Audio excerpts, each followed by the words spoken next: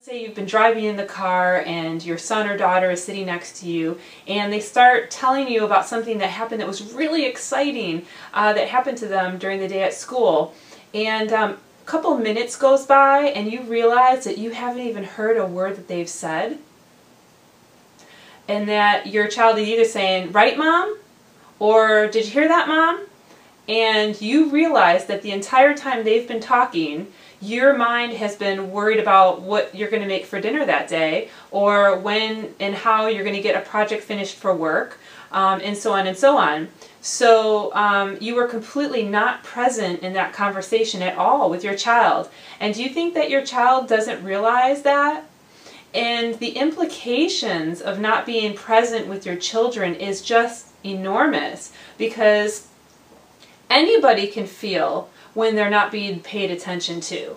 I know that you've probably had situations where you've been telling a story or talking to somebody else and you've realized that they have drifted off and that they're not quite listening to what you're saying, or you've lost eye contact with that person, they're kind of looking here and there, and you realize that they've lost interest in the conversation and they're not present anymore.